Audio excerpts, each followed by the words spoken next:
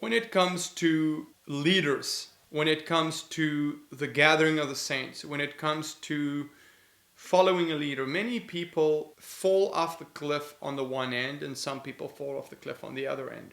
What do I mean by that? Some people believe that you need somebody to direct your every move and they need to tell you what Jesus is saying, and it becomes this cultish environment where people are controlled all the time and where they no longer hear God for themselves. There's no environment in which they can hear God for themselves. And then on the other end, there are those that believe they hear God for themselves, but they totally neglect the body.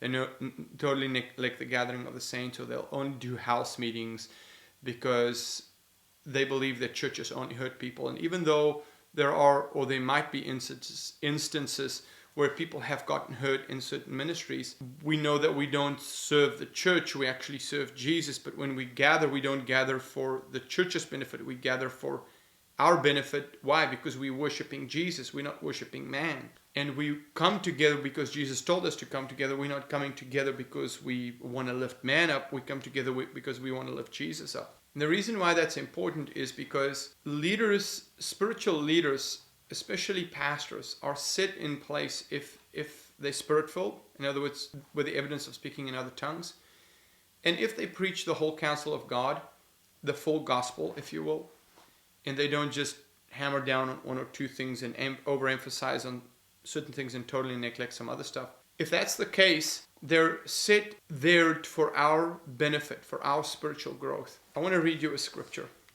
Hebrews chapter 13 verse 17 says the following: Obey them that have the rule over you. That word rule actually doesn't mean they have authority over you in the sense that you don't have authority without them. It means that they have the watch over you, the eye over you to help your spiritual growth. It says, and submit yourselves, for they watch for your souls, as they that must give account, that they may do it with joy, not with grief, for that is unprofitable for you. What is he saying here? He's saying here, the Apostle Paul is saying here, that it is profitable for you to have a spiritual leader that is watching over you for the sake of your well-being and your spiritual growth. It is profitable for you. In other words, it's to your benefit. It's to your advantage. It is not a matter of they lord themselves over you. That's not what this is saying by any means.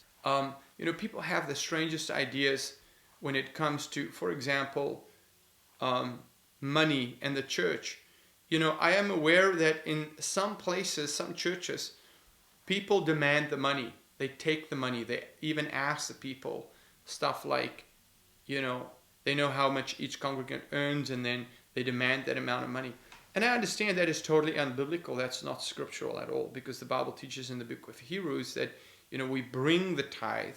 We don't take the tithe. So that's a very different concept to some people. And so people become afraid, they become scared, they become careful of not getting entrapped in those things because there was abuse or misuse in some cases, or sometimes misinterpretation of what God is actually saying, and then they veer away. But I want to encourage you that God will build you up through those that represent Him, His ambassadors, if you will. And that's why when we have spiritual leaders, when we follow Christ, we follow Christ not only in the unseen, but in the seen. Okay? Meaning, just as Jesus' disciples followed Jesus in the natural, right? Meaning, He was here in bodily form, and they physically walked this earth and physically followed Him. That concept is still applied. In Matthew chapter 10, He said this to the 12 that He sent out to preach the gospel. He said, he that receives you receives me, and he that does not receive you does not receive me.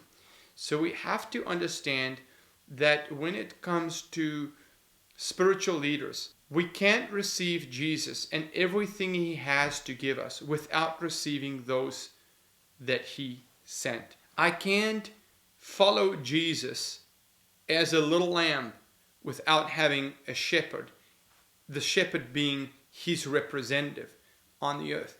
It's not possible according to Scripture. He that receives me receives you, or he that receives you receives me, and he that does not receive you does not receive me. So we've got to be careful that our past hurts, past offenses, or sometimes it's not even our hurts, sometimes it's other people's hurts, keeps us away, that it cultivates a fear that keeps us away, and we actually deceive, we actually don't receive Jesus. Why? Because we don't receive those whom he sent. So I want to encourage you, when you get plugged in, to make sure that you learn the habit of receiving. Ask your spiritual leader, ask your pastor, what does it look like to receive? Let him explain that to you. Let that become a part of you where you receive the teachings. Receiving doesn't just mean you know about, but it means you believe and you accept, you receive what is being given you. In other words, you have a place of gratitude of thank you. I thank you for this gift that you are giving me. So I want to encourage you with that, as followers of Jesus, it doesn't mean we just follow him without following people. God still appointed in the church, according to 1 Corinthians chapter 12, preachers, apostles, teachers, evangelists, prophets, so on and so forth. Ephesians chapter 4 says he gave gifts unto men, and then he names that, or he names them. And so we need to understand that, and we need to understand that just as there are disciples in the church, there are also leaders. Just as there's followers in the church, there's also leaders. And so having a spiritual leader in your life is important, because a spiritual leader is like a trainer. You can't, if you're a part of a sports team, you need a trainer if you're going to be a professional. If you're going to follow Jesus with all your heart, it's important that you have a leader that you follow. So I want to encourage you, go to a place where you get fed spiritually. Ask your leaders, ask those that minister to you in this program, where can I go? Where do I get plugged in? What's the best place? Ask their advice and let them direct you. Remember, we love you.